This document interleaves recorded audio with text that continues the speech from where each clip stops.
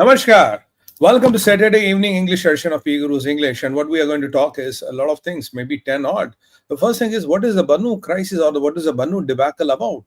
What has happened in Bannu and why is Bannu again in the headlines? What is happening in KPK and what is happening in Balochistan and what is BYC up to? A lot of things to talk about there. Then after that, we move to why is Tayyip Erdogan really shivering and how is Turkey's economy at the same level at Lehman Brothers crisis in 2008. It might slide below. What has happened? How many days has Khalifa left? Khalifa is really shivering. After that, we come to Osama too. You know, when Osama was killed in Pakistan, there's one more Osama who was eliminated in Gaza. Osama Tabash. What is this Tabash about and what is the relevance? Why is the idea of talking a lot about him? Those are reasons. Now, Trump has come with a lot of orders, a lot of things which are really shaking the earth. Talk Columbia University, talk about the deportation of 5.5 million people, talk about so many things which are happening in US and talk about even what he has talked to Houthis and Iran. That's a hell of a thing. By the way, Iran, Trump and Houthis, what is the link and what are the linkages? We're going to talk about that. Zakir Hussain meets Nawaz Sharif. What is cooking between them? What is business of Zakir Hussain meeting Nawaz Sharif? What are they going to talk? What is something common in them? Outlaw and legitimate, so-called legitimate leader. What is common with them? And in the end, what is Israel's big plan? Because Israel is really making a big plan. And what is that big plan? We're going to talk all through that. And in the due course of time, there'll be a lot of things which will come and go. But you have to be with us. We will be back in just 5 seconds.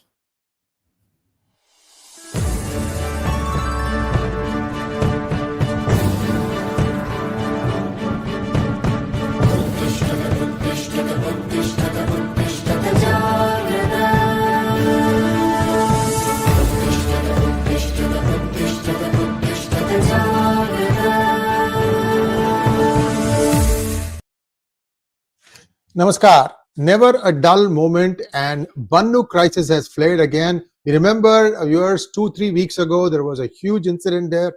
Now, another one. What is going on now? Baluchistan looks like it is ripe for plucking in the sense that it is ready for independence.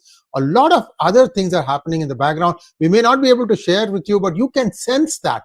You can sense a lot of things. Ground is shifting beneath the feet. Who cares where Zakir Naik is? The guy is a fugitive. The more he runs around, the more he makes his followers look stupid. Let him go. Go meet Nawaz Sharif. Go meet Nawaz Sharif's Dadi. You don't care a hoot what you do. Over to you. That's a good one, sir. Namaskaram and pranam to all. And with the name of Lord Sri Ganesha, let's do the Sri Ganesha of today's vlog. Look, friends, what we're going to talk about is two things. We are going to start our today's vlog with KPK and Bannu. Now, I'll update you on KPK, I'll update you about Bannu, and I'll KPK, Bannu, and Balochistan, 3 rather. Bannu is part of KPK, to be precise. So, broadly, KPK and Balochistan. In Bannu, in KPK, now Pakistani army has officially told us that there was a intelligence-based op. We went there. We have lost 1 captain. Again, ISPR when says 1, you can multiply the number by 10 or 50. And they have killed so-called 10 terrorists. So, and there was an intelligence-based operation which we have done. That is in KPK. Now, you know, ISPR never comes into the forefront when Pakistan army has those colossal losses. 215 people killed, they never reported. 120 killed in Bannu, they never spoke about it. And then there was another blast which killed 90, they never spoke about it. But only when there's an operation which they can look a little bit good, they will talk about it. But in the same time, when Pakistan was beating drums and they were happy about, it's a 1:10 ratio, because in the Pakistan army, 1 is to, if the ratios change, they're very happy with it. But ISPR never mentioned how many soldiers were martyred in this. They only told 1 officer. But what about the soldiers? Now you know the number. In the same breath, Dawn, the leading Pakistani newspaper, breaks a news. The news is that in KPK, in Bannu, now police is deserting its posts. They're leaving, they're running away. And Tehrik-e-Taliban, they call the militants. And the Tehrik-e-Taliban is coming and occupying the posts. So in Bannu, now a lot of posts of police, you will not see a Pakistani flag, you will see a Tehrik-e-Talibani flag, you will see a Talibani flag there. So people from policemen are running away from their posts. And what is the Pakistan army telling them? Hold on tight and be steadfast with your guns. And in the night, have the appropriate vigil because the attacks will come in the night. And with the news is that with every night, a couple of posts are getting deserted. So what does that mean? You have cantonments in 1 or 2 or 3 major places, but your posts are almost spread over everywhere. Moreover, they cover the area. So when posts are being deserted and they are taken over by Tehrik-e-Taliban in KPK, what you can safely conclude that the days of Pakistan and the days of Pakistani flag in KPK are countable now. You can count it on fingers now, because now the Pakistani leading newspaper is acknowledging it, what we have been saying for so long. That is happening on their front. Now let's move to Balochistan. What is happening in Balochistan? In Balochistan, there were peaceful protests in Quetta. They have fired on the people, and I think 3 people are dead, and there are a lot of them injured. Mehrang Baloch, the female leader of Baloch movement, is arrested. There are a lot of prominent people which are missing from Balochistan. BYC called for a complete shutdown of Balochistan today, and there was a complete shutdown of entire Balochistan, which Pakistan army and establishment is completely perplexed. They have no idea what happened. And if from the morgue, there are dead bodies which are going missing.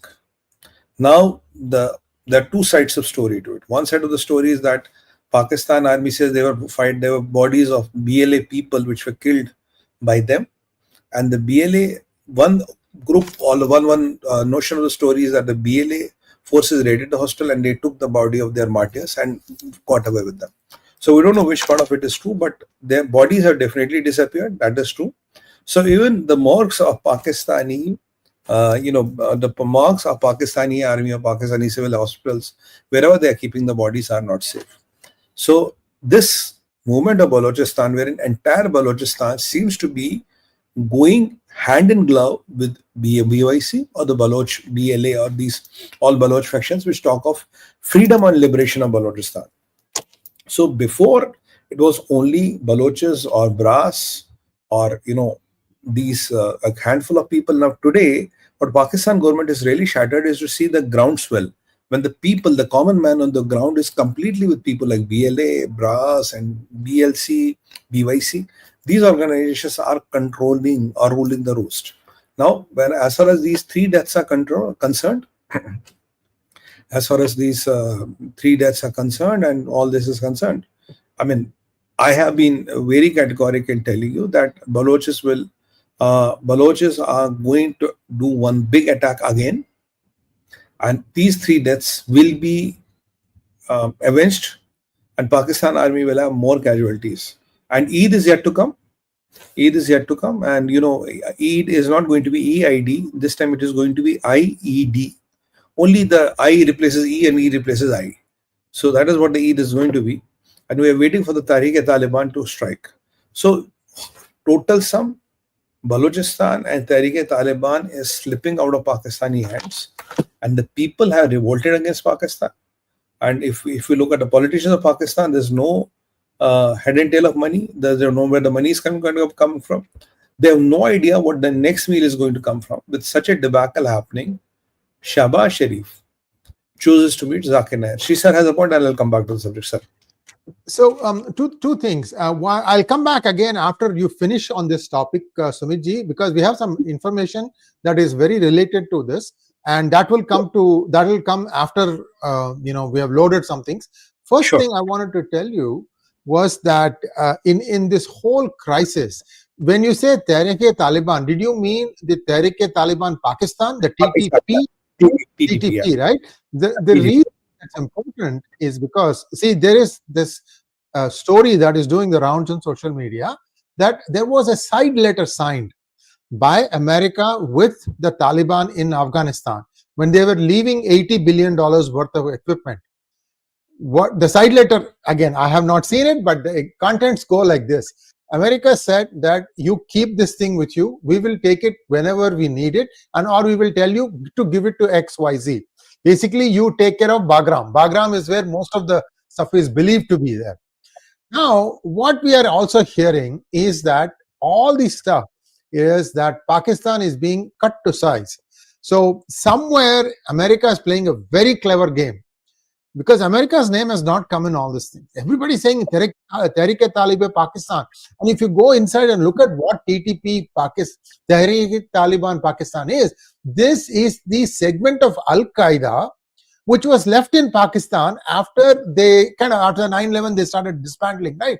There was a small portion of Al-Qaeda inside Pakistan, and these guys didn't have a place to go. So then the Taliban kept them at an arm's distance, said, you are Tehrik-e-Taliban Pakistan, and that is essentially ex-Al-Qaeda from many, many years ago. So these are all new configuration. Why I'm saying this is Al-Qaeda guys are much more what I would call as vicious, and so TTP will take this thing to the end. So just wanted to let you know there is some other stories doing the rounds here, and it's believable. They are getting 40 million per week. Taliban is getting $45 million per week from US. So one wonders, what is it for? Maintenance? Clean karke rakho sab? Safai. Swachhta Abhiyan. And this one is about what Egypt is willing to do. Sumeji, I don't know are we going to have a separate talk on Israel? Israel is a separate section. We'll bring that up. Oh, we have a separate section. So we'll talk about a little bit more detail on that one at that point. Thank you so much for putting it up. So this is sort of like a teaser for you viewers that there is much more stuff coming today.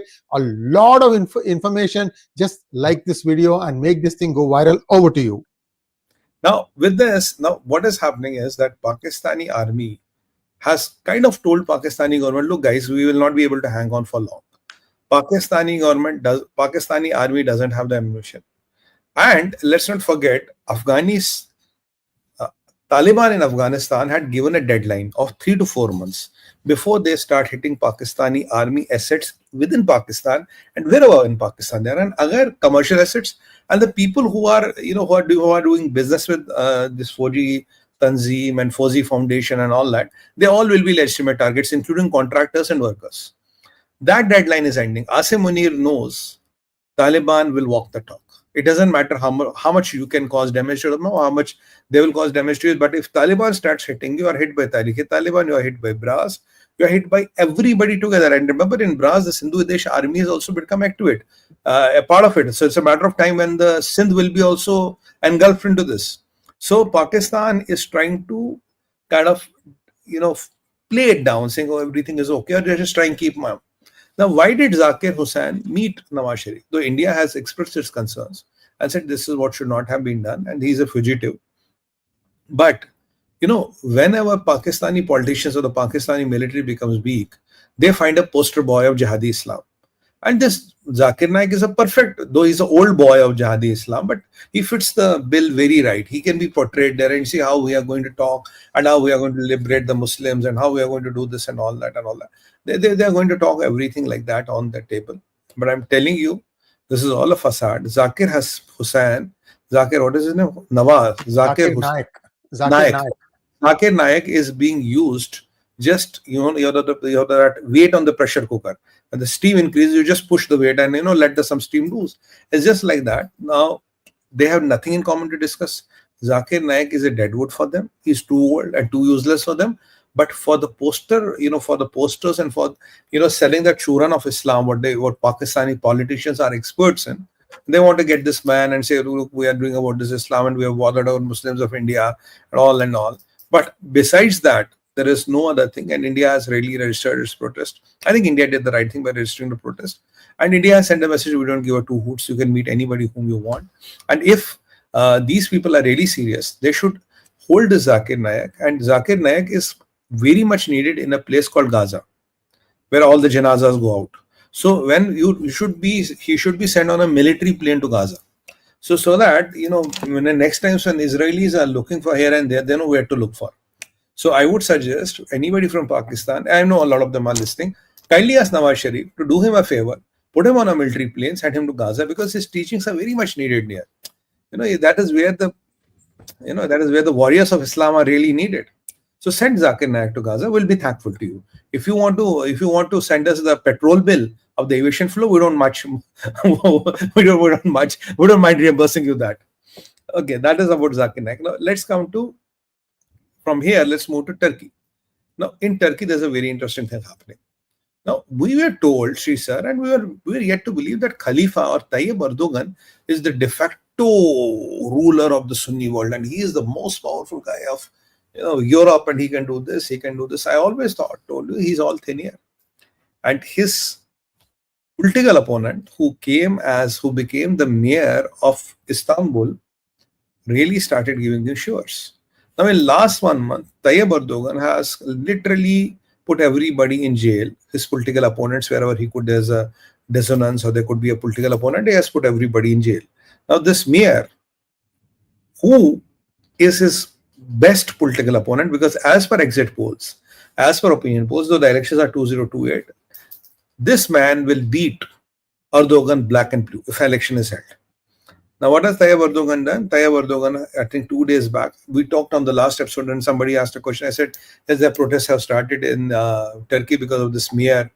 Now, he has put this person in the jail. Now, Moghomhu is, I think that's how I can't pronounce the Turkish name. Moghomhu is his name. So he has put him in the jail. Now, this man is in the jail. Now, there are 300 and there are at least 24 protests which have started in Istanbul. 350 people have to be detained and put in jail. That is as per Erdogan, but you can expect the number to be much higher. And already some incidents of setting fire to police vehicles and all those have started. Now, that is okay in the Islamic world. It doesn't matter. Even if 100, 200 people die in a day, it doesn't matter in the Islamic world. That's okay. That's part of being Muslim at times, it's okay. It doesn't matter. Now, where is the problem? The problem is here.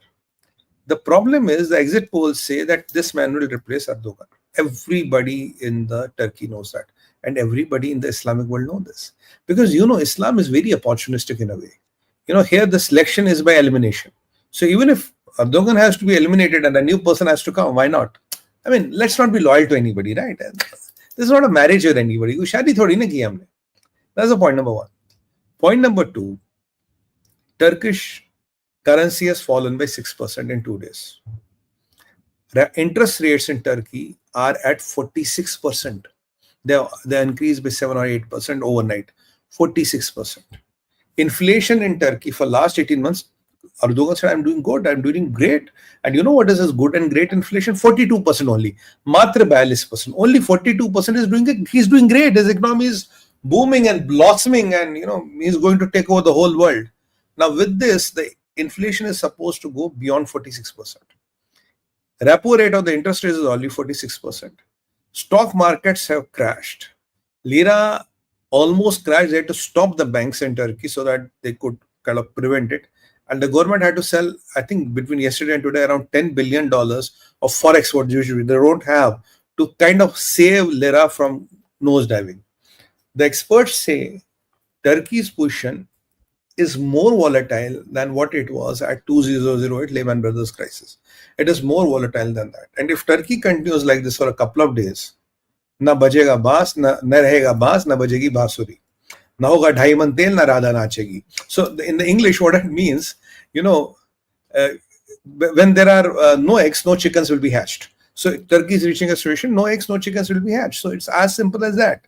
So the economy is on the verge of collapse. Now, Erdogan keeps at least 3,000 men personally to protect him. It's more than 3,000 men to personally protect him. But let's see, how do the things happen? How is the Islamic world going to react? And how are the things going to shape? Because this Mogumu, I don't think he doesn't have patronage from CIA. Don't think he doesn't have any patronage from KGB, or he's not close to MI6. There will be people who would have cropped him, who would have funded him, who would have him. It's an interesting turn of events to see how does it happen in Turkey. And Turkey has been threatening Europe and threatening America for quite some time now. But let's see, does Tayyip Erdogan survive or not? And if Tayyip Erdogan survives, will Turkey survive or not?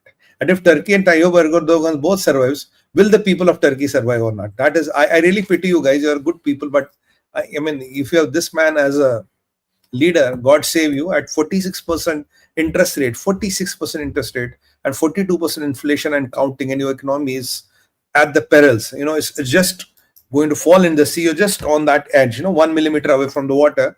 And if you still want to keep the Khalifa, and Khalifa will rule the world.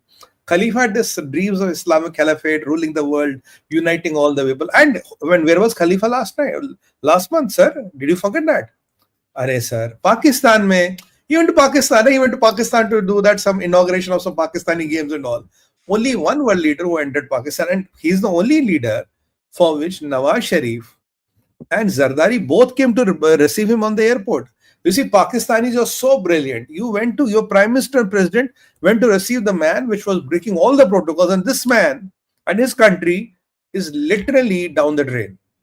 Kudos, Pakistani. So you were telling Pakistan that this Khalifa is going to save the Pakistan, and he's the Messiah of the Islamic world. I really pity you guys, man. There's something grossly wrong with you. You're all madrasa educated illiterates. You don't understand anything, and you don't understand ABCD of economics. You don't understand. These are the horses where you're going to put your bets on. You're going to put your bets on Tayyip Erdogan. Please do it. I was very happy when you were welcoming Erdogan, because this is how the thing is. Now let's move to the next topic. Osama too. Before we do that, tell us where is Erdogan today? Erdogan is somewhere in Turkey, sir. I have not seen him. Is in Turkey? Turkey. I don't know. Maybe he has run to Russia, because Putin has made a museum where he's going to all such characters. He has a room for Xi Jinping reserved, Erdogan, Bashar Assad. There are a couple of few who are on the line. So Putin has made a nice palace, and he's one day going to put a ticket. You want to meet all these? $100,000 VIP pass. Enter and see all of them. It's going to be the biggest Jurassic Park of the world. Where you have all these characters. Please continue. Please continue. Then, now let's move to the next topic. Who is Osama II? Osama II's name is Osama Tabash. Osama Tabash is the head of Hamas's military intelligence. He is a terrorist who has survived Israel since 2000. Right? So for last 24 years, he could give a miss to Shin Bet and Mossad. He has held various important roles and various important positions in Hamas. Now, yesterday, he was eliminated by IDF, and IDF declares this elimination, saying it's a very important thing for us, because this man has carried a lot of suicide attacks, organized a lot of suicide attacks, and even he was very instrumental in doing 7th October 2023. And even after the 7th October 2023, when the Israelis went into the Gaza, a lot of losses which IDF faced, he was the man behind it, because he was what we call in Hindi Purana Chawal. He was the one who knew everybody. For last 25 years, he was in business of jihad. Now, thankfully, he'll be liberated with 72 virgins. Maybe they're made in China. I'm not sure. I can't guarantee the authenticity. But he will be there up in the heavens with the virgins now. So Tabash is dead. And with the Tabash is dead, now IDF says whatever Gaza's left intel on the ground was, you needed an old horse to coordinate a lot of people. He was that, 25-year-old terrorist. He knew everybody. Right? His main role was not today military intelligence. His main role was coordination, to put Hamas together. So by eliminating him, that the chance of putting Hamas together is downgraded substantially. And remember, when the last time eliminations happened, they targeted Hamas and they targeted even their families. IDF says we did it. They targeted their families and they eliminated everybody mercilessly. So IDF is going after Hamas, tooth, long, and what do you call lock and barrel? What do you call that? Lock, stock, and barrel. Stock and barrel, and they are not going to leave anymore. So Tabash, Osama will be liberated with another Osama. So when they both will be in heaven, of course they both will be in heaven with 72 virgins each. Now they'll be making the plans how to liberate, how to do Ghazwa Hind. So when the next Ghazwa Hind bulletin will come, it will be from Osama joint, Osama 2 from heaven. If somebody can write a fantasy novel on that, guys, good plot, free plot, right? Ghazwa Hind 2, Osama or Osama ki kahani. Hindi title I also give you for free. Anyway, so that is about Osama. Then we have to talk about Trump's torpedoes. What is Trump doing? And Trump is really, really up to something big, because Trump is making people dance and twist and turn. First, I have to talk here about 4 things. Columbia University, half a million people. I have to talk about Iran, and then I have to talk about Houthis. So there are four things we have to talk. Then we have to go to the last part, that is Israel's big plan. There's a lot of explaining there, and I think within the time I should be able to complete it. Now, what does Trump's torpedoes? Trump has made Columbia University kneel. Remember, Columbia University was the same university which was the epicenter of this Palestinian jihad. Palestine every day, Palestine, Subah Sham, Palestine. He said, I'm going to cut your federal funds of $400,000, otherwise fall in line. So what has Columbia said? Okay, sir, we're falling in line. We'll not allow these protests. We'll keep a watch on students. We'll not have masks in the campus. There are a lot of things. There's a big list which Trump's given. And you have to really revise and you have to revisit your Middle East curriculums. Because I think Columbia or Cornell, there's also a curriculum on genocide of Gaza or something like that. So these all curriculums have to be revised. This all revamp has to be done. I would request through P Guru channel, sir, to Trump administration, kindly look at Cornell University. Though I'm from the same university, but kindly look at the Cornell University. There's a lot of muck which has slipped into the university in the name of Gaza and Palestine. And I know there's a very, very powerful lady who's on the advisory board or something of Cornell. She's a Saudi lady and she has a lot of money. And there's around, people say there are more than $2 billion which have been given to Cornell for propagating this crappy agenda, whatever. So it is time that Cornell and other universities should be also taken into task.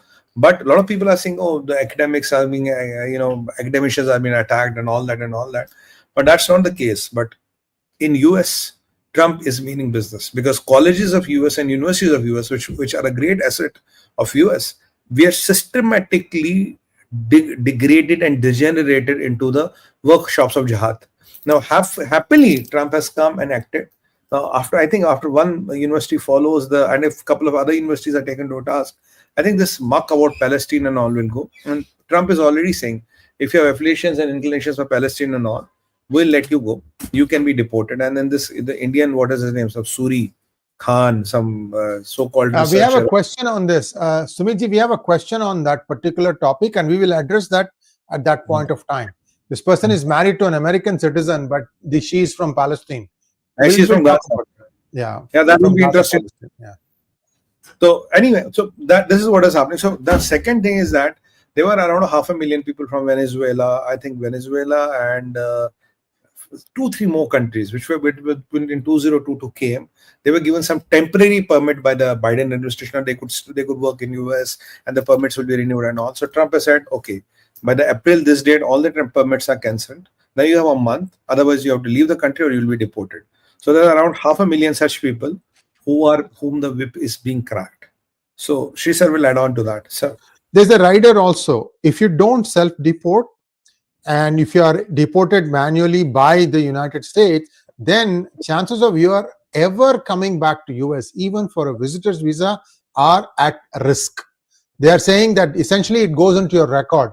There is a do not enter kind of a list that the US maintains. So there is a problem like that also possible. I'm not saying they will do it, but basically what the Attorney General Pam Bondi said was that it is in your best interest to self-deport.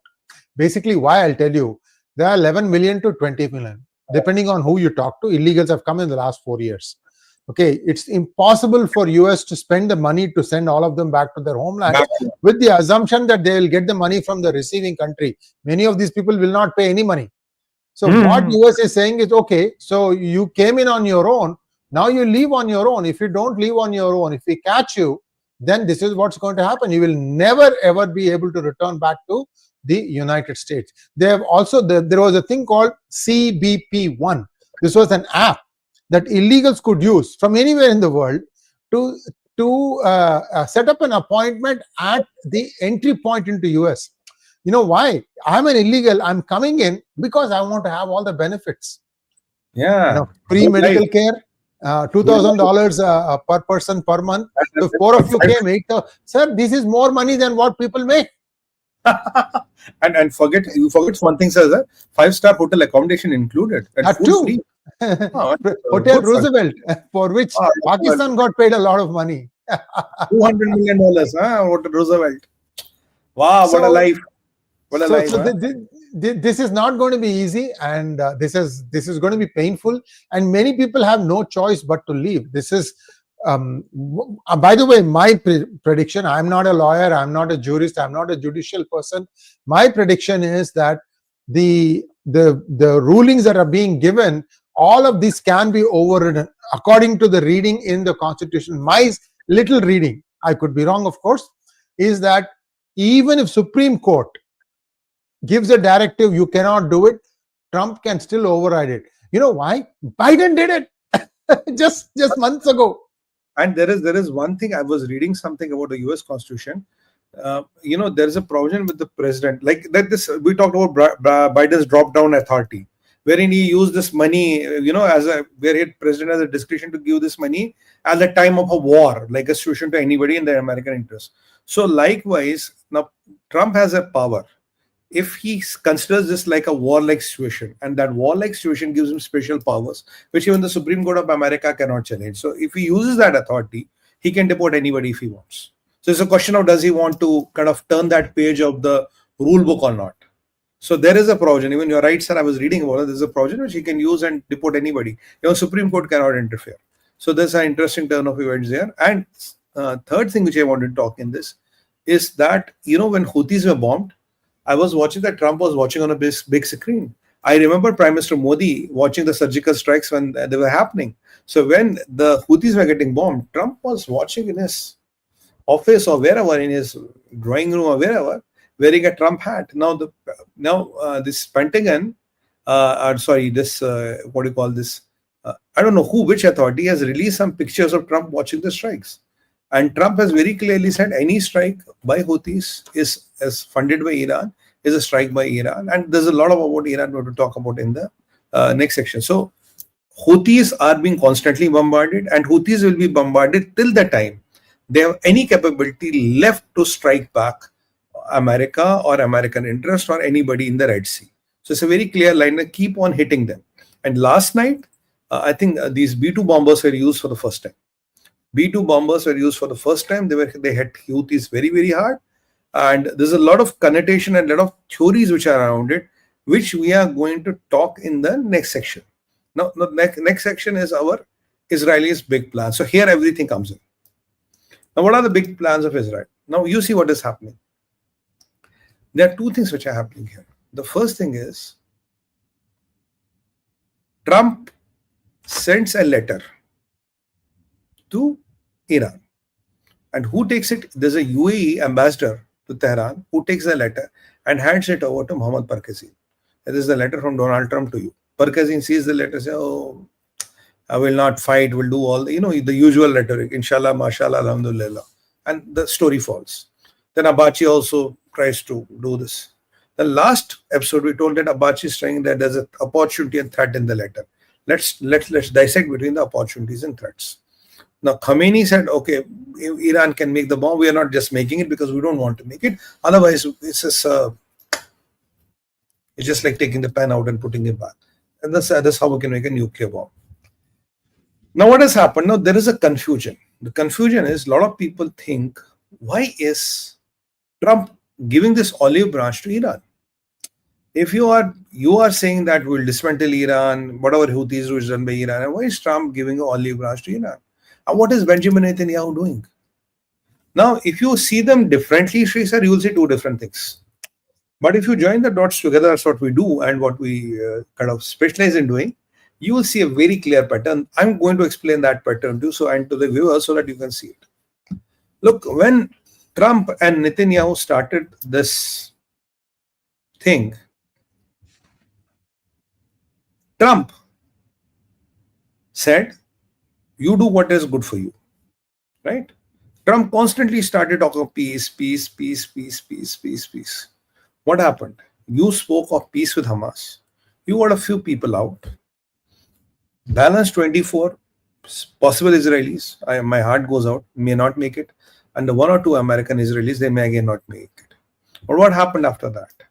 With that talk of peace, peace, peace, Israel did the biggest ever one-day strike on Gaza, killed around 600 people. And around 700 got wounded. Now the death toll has crossed 600, which was 404 when we talked last time. Now, and they are systematically eliminating everybody and everybody in Gaza.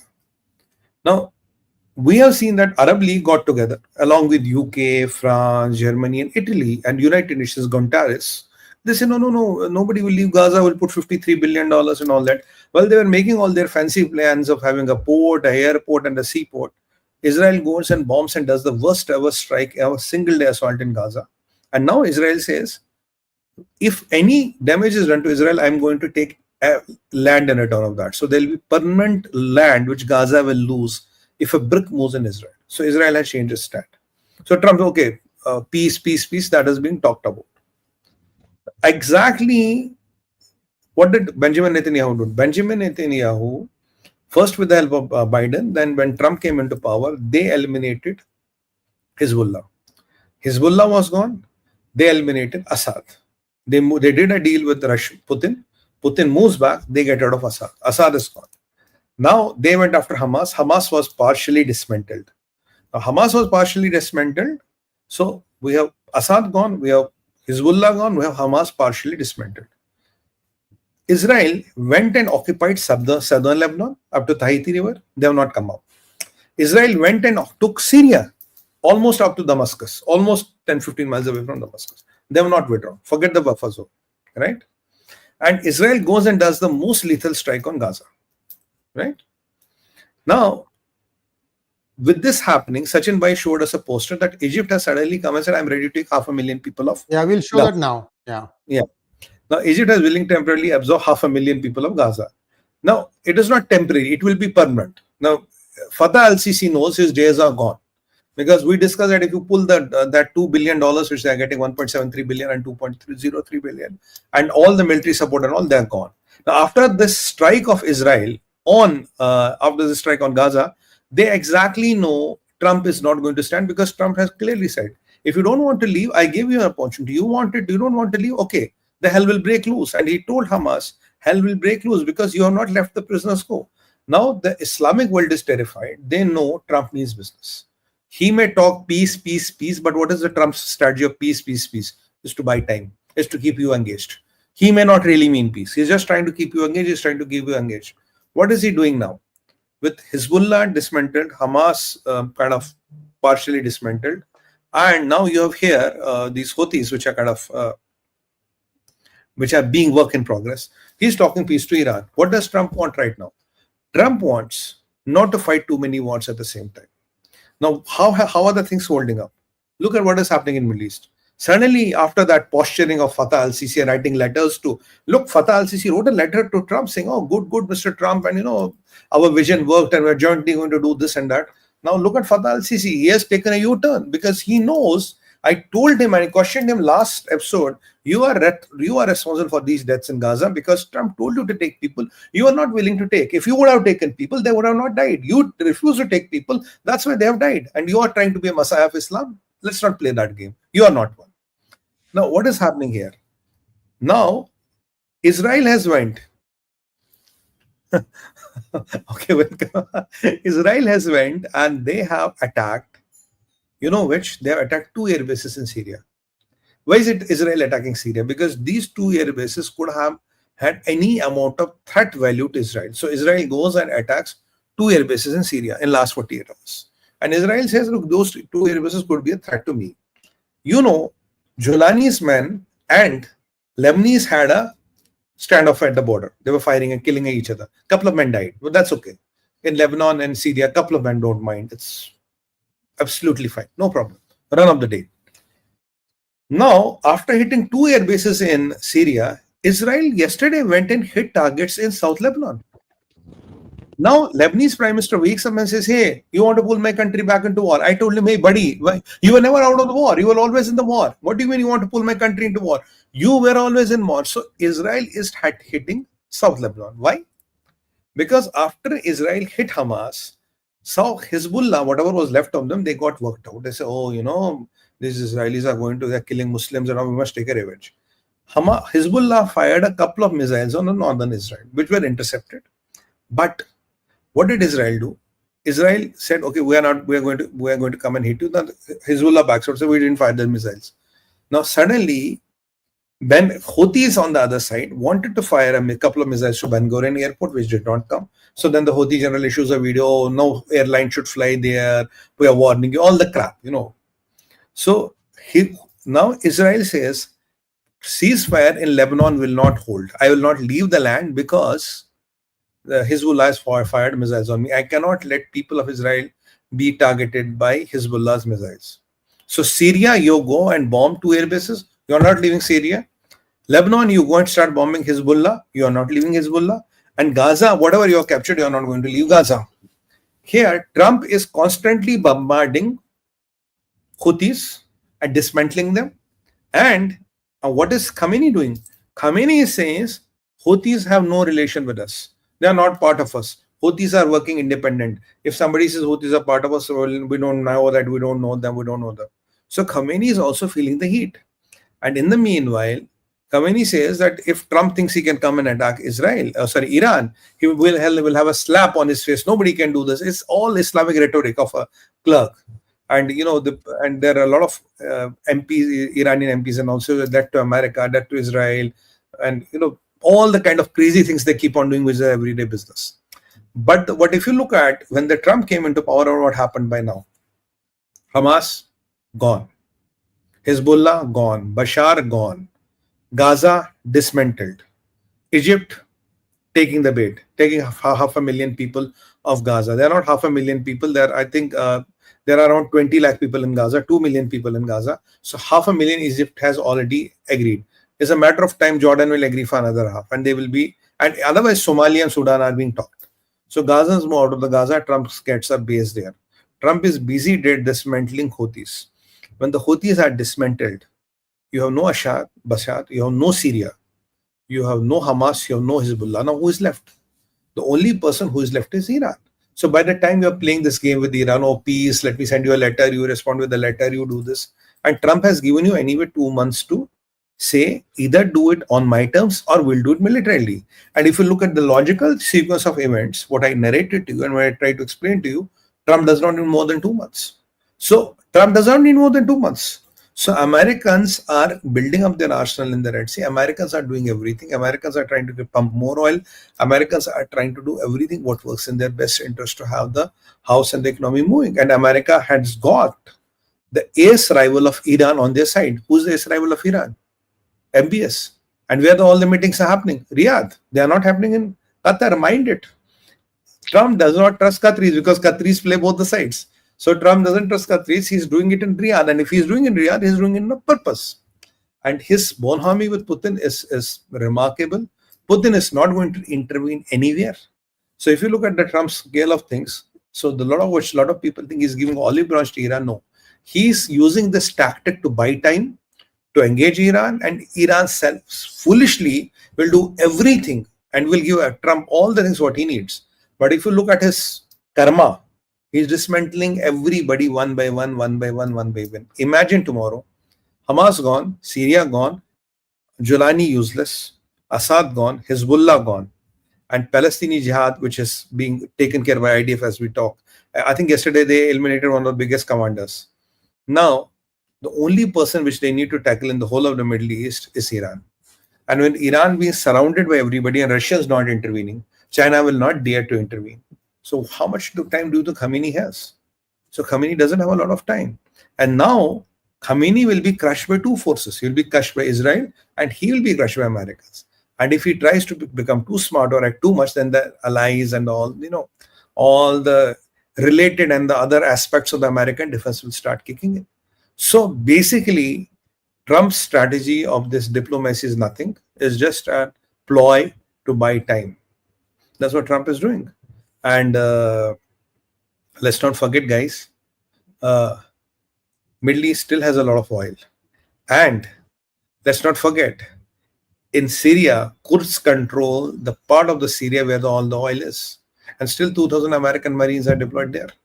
So if you look at the bigger scheme of Trump, I think these all treaties are, ploys to buy time. And the meanwhile, he and Benjamin Netanyahu are working like an engine, exactly who has to do what and he has to do what. And you see the aggression of Israel, it has increased. Last 48 hours, Israel has changed the game again. They are attacking Lebanon, they are attacking Syria, they are attacking Hamas, they are attacking Islamic Jihad, they are attacking anybody and everybody in Middle East where out they died. And there'll be, and take my word, you'll see a surprise attack even on Houthis by Israel. So Houthis are a matter of time. So if all these are gone, what is Iran going to do? No Russians, no Chinese.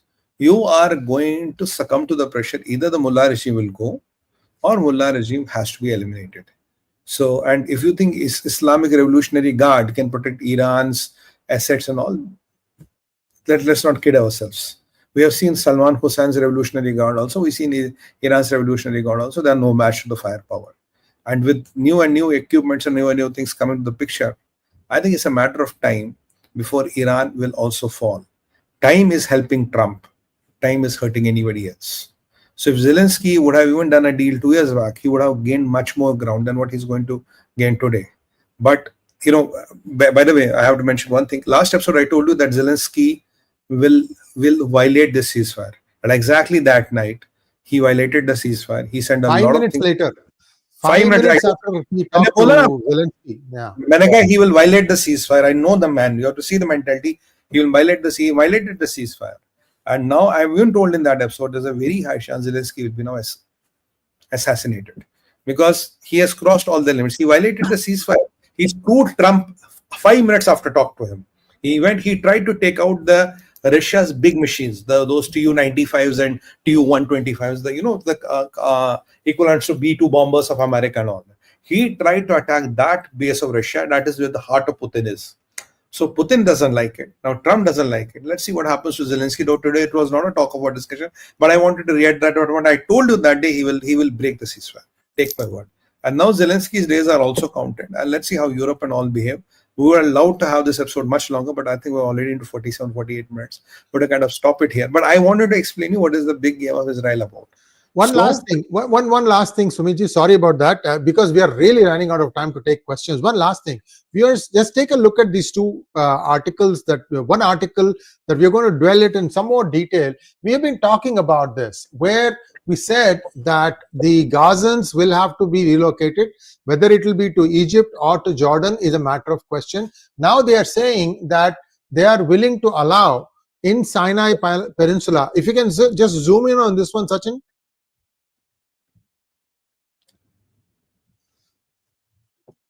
Can we zoom into this one? Okay, I think there's some technical difficulty. We'll leave it at this. You have to go back and watch Major Rajiv Narayanan's talk with P Gurus on the options where the Gazans can be placed. One of them was, he said, was the northern part of Sinai Peninsula. This is a complete desert. Nobody lives there. So new city from ground up has to be built. The more important takeaway there, viewers, fantastic. See that? See if you look at where the Suez Canal is to the left of the Sinai Peninsula where it joins Egypt. Okay, what the new thing is going to come is it's going to be a little longer, but it is between Sinai Peninsula and Israel along the same line of the border. That is the new Ben Gurion Canal. And the reason why Trump wants to build that Ben Gurion, or Israel, whoever wants to build it, the reason they want to do it is because Saudi Arabia is also a beneficiary. You see the line below Jordan, that is Saudi Arabia. What is left? That is where the new city of Neom, N-E-O-M, where they have sunk in billions, that is right there.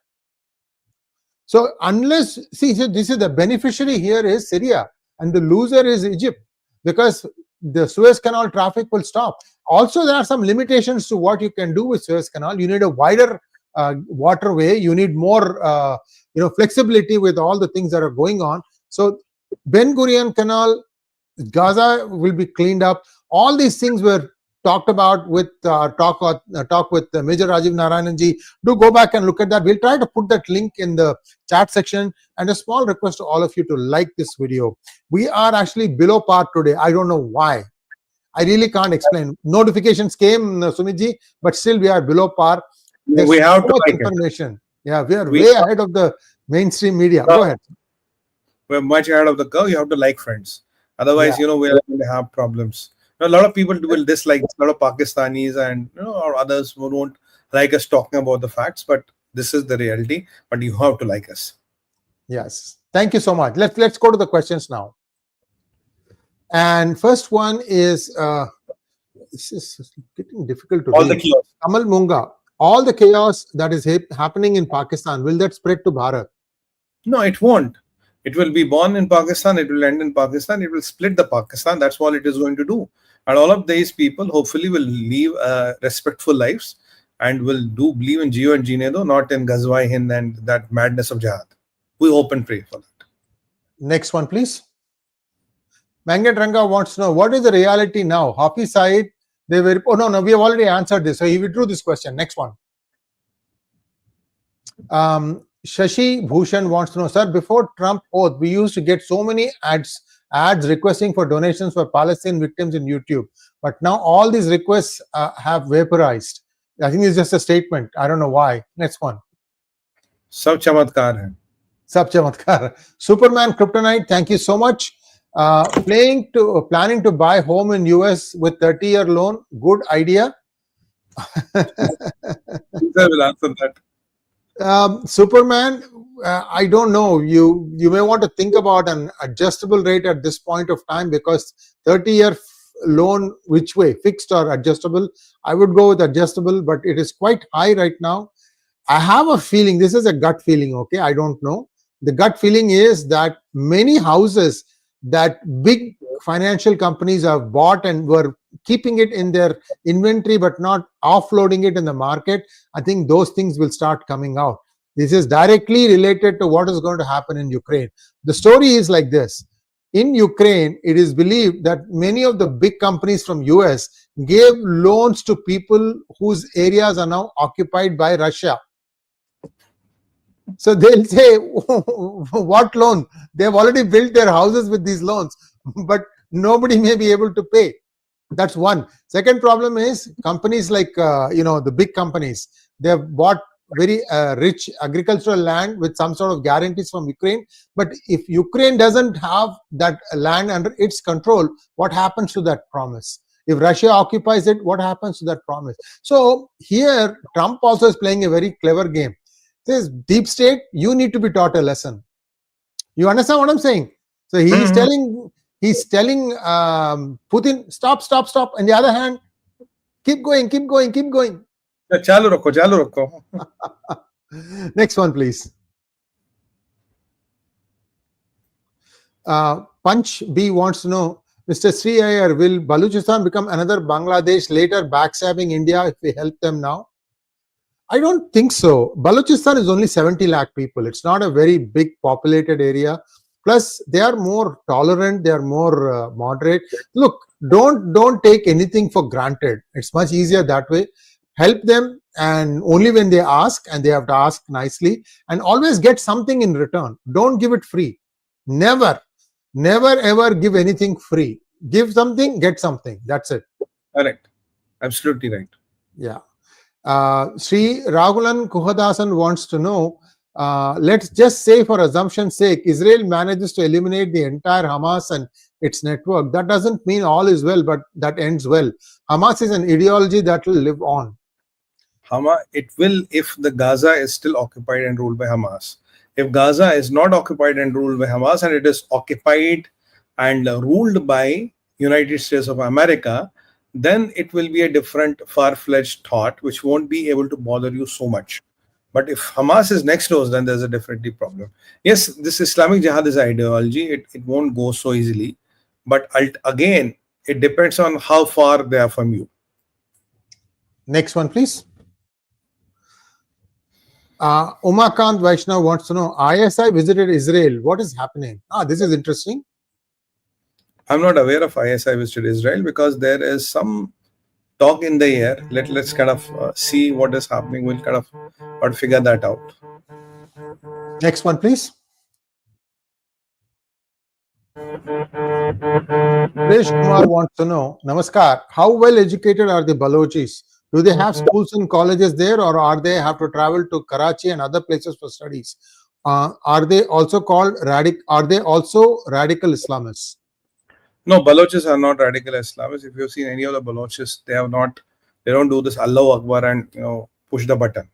So Balochis are more of regimented people, and Balochis are not radicalized people. In fact, Balochistan wanted to be a part of Bharat. It is Nehru who rejected that idea. But let's see. They have seen falling and failing of Pakistan. So this radical Islamic ideology is not going to work. Anybody has to understand that. So you have to really create your value in the world if you want to survive. So Balochis have the resources, they have the land, they have the geographical location. If they want, they can be a much prosperous country in a shortest span of time. Next one, please. Dim Dim Brown wants to know, Indian Muslim student Badr Khan Suri was in US news for being deported. He is married to Mafeze Saleh, daughter of Hamas chief. Could Hamas reach India soon? Well, Hamas will not reach India, and if they reach India, we'll tackle them. That's not a problem. We know how to tackle all such nefarious elements. But the challenge here is that, uh, if you are in relation with people of Hamas, then don't blame the US government for deporting you. Because there's a lot of hue and cry, oh, why if he married a Palestinian girl, is there something wrong? But what is the Palestinian girl's relation with Hamas? His brother in Hamas, his father in Hamas, or somebody is Hamas.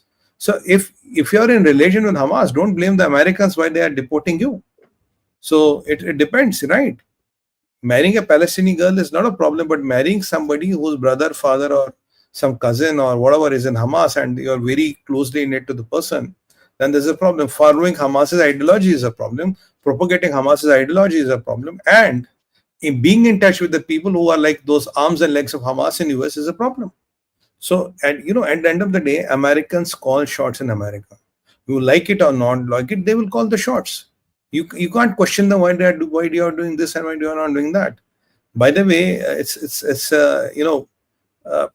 I think our media has to kind of fine tune this a bit, because a lot of people have started approaching me and asking me, who's this guy? And I said, he's an Indian student. And, then a lot of people even don't understand by the name, Badr Khan Suri is a Muslim guy or not. Then what our friend here asked is an Indian Muslim student, right? So if you ask an Indian Muslim student, then they kind of understand it more. But then they say, okay, he married a Palestinian girl, again a Muslim, and they might have some relation with Hamas and all. So the question is that media cannot be shying out. They have to write what it is, right? Because a lot of people don't understand by the name. They may not be very proficient with Indian names. They don't know who the guy is. And they're wondering what the hell is an Indian doing with Hamas? Whereas for Israelis, the most visited country is India. They come India and they're very safe. What is going on in India? So I think the responsibility is on also media to also specify this and talk about her relation. What is the relation of father with Hamas and all that? I think Americans are doing what they feel is in the best national interest. And we don't want any people to have any relations with Hamas. That is for sure. Kaveri Maindan wants to know, Turkey as a known backstabber of EU and NATO interests despite holding the EU carrot, why is West still trusting Turkey? West is not trusting Turkey because West was controlled and run by deep state by Barakat Hussain Obama. So Erdogan had become a necessary nuisance to manage and handle, a necessary evil to pamper. Now with the changing things and the failing economy, let's see how long can Erdogan stand. That's why I told you the opposition leader or the mayor of Istanbul, do you think he's all alone? No, he's not all alone. There will be forces and there will be agencies behind him who would have propped him or who would have taken care of him. It is not easy to go and dismantle Erdogan in Istanbul. But if somebody has been able to do it, I can tell you one thing, he's not alone. Next one, please. Rajaraman wants to know, Sumitji, after Baloch, Sindh should follow next? Of course, sir, it's a very logical step, because if you look at New Brass, which is the umbrella force, in Brass, Sindhu Desh army is also part of Brass. They have joined Brass. So obviously they should be expected to deliver their part of the bargain. Interesting. Next one, can you show that, please? So there are pictures available emerging from Tel Aviv of ISI people having coffee. This is on Sumit Jain and on Def Talks. Well, interesting.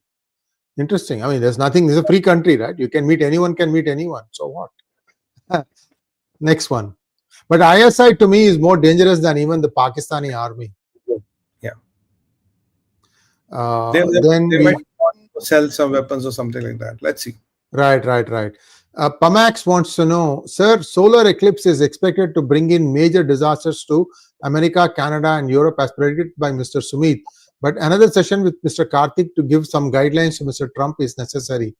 Nature's fury is nature's fury. I think, what can we say? Already we are having very variant weather here. Cold some days, hot some days, again cold, again rain. Something is going wrong. Next one, please. Manoj Soma wants to know, China was shouting loud about a thing like Chat GPT.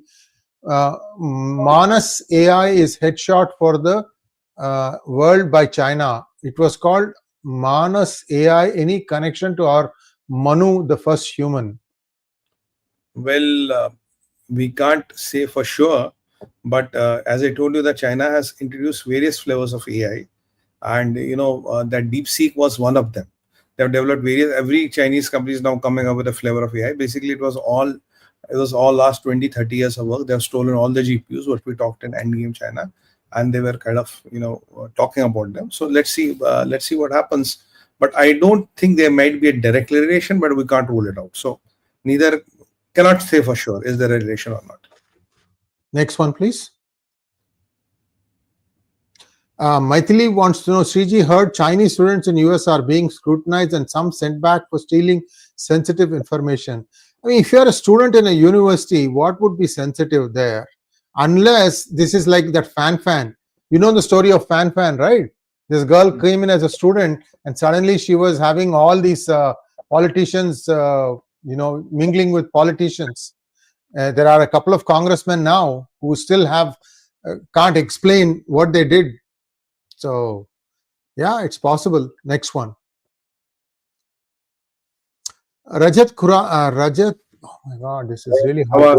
Rajat Khawas, is it true that Erdogan had fled to Russia, or it's Dala News? Or it said Dala News. What is Dala News? Okay. Has there been any uprising in Turkey? Well, there has been uprising in Turkey, Rajatji, but we are not sure has he fled to Russia or not. But as I've been saying, Xi Jinping, Erdogan, this Bashar Assad, all such nefarious characters will end up in Russia only, because Putin has made a good Jurassic Park for them. So all the dinosaurs will be in the Jurassic Park. So obviously the ticket is going to be expensive, but if he has fled to there, I won't be surprised, because I told you the economic parameters. Turkey is on the verge of failure. Next one, please. Apolitically Center 69. Any details on country-wise deportation till date? As of now, the site is showing 61634 deported. The majority of the people, as far as I know, are from Latin American countries. If you look at the 11 million, about 220,000 are from India. That's a very small number. And India, the deportees are all coming by plane. And I think maybe India might have said, we are working a plan to bring them back home by ship. So just give us some time, and then you said we will tell you where we are going to dock, and then they'll start sending him from there. Is something like that being planned. Rajaraman wants to know, Sumitji, Baloch after independence be separate country or join some country? Separate countries. They'll be separate country. There are a lot of people who love their land and love their wealth, including the Americans. So if Balochis want, they can become a good, sharp, and steady, prosperous country in a very short span of time. Others, until they get into some Molvi or Mullah who lets them the debacle. So if they are not led by Molvis and Mullahs, I think they have a good chance. The geopolitical location and all is very good, and always Americans will need a counterbalance against Iran. So 10-member Pakistani delegation consisting of journalists, researchers, and ISI agents visited Israel earlier this week on the invitation of the Sharaka organization, a non-profit NGO established by citizens of Israel, UAE, and Bahrain. Interesting. So look, if some things are done, they are not done openly like this. They are not done in the glare of cameras, and they will like to picture them and all that. Look, Pakistan sold ammunition to Israel. Do you think nobody from Pakistan went to Israel? Of course, somebody went. But obviously, these things never come in the open media. But if they're coming in the open media, then kahin pe nigah hai, kahin pe nishana. Then definitely it's not what the eye sees. Then it is these lead opportunities for people to snap us and believe us what is happening. But yeah, Pakistan is an opportunistic country. You don't know what they're up to. They are an opportunistic country, but not beyond that. So let's not read too much into these lines, and let's see how the things are going to move. I mean, I'm telling you, there's going to be a lot of turmoil in Middle East. That's for sure. Thank you so much, Sarji. You responded splendidly for liking the program. It did help us put a strong finish. And now let's take the Ashirwad of Mahadev ji. So on that note, your love and affection and your likes have to fall in like the rain of a monsoon. And monsoon rains hit Delhi. Tuck, tuck, tuck, tuck, like this. On that note, Bharat Mata ki jai, Vande Mataram, and Har Har Har Mahadev. Tomorrow morning, 10 o'clock, Endgame China, we're going to talk about something very, very interesting. Don't miss us. And we'll be back in about 45 minutes with Shekhar Iyer ji. So come back for that one too. Thank you so much.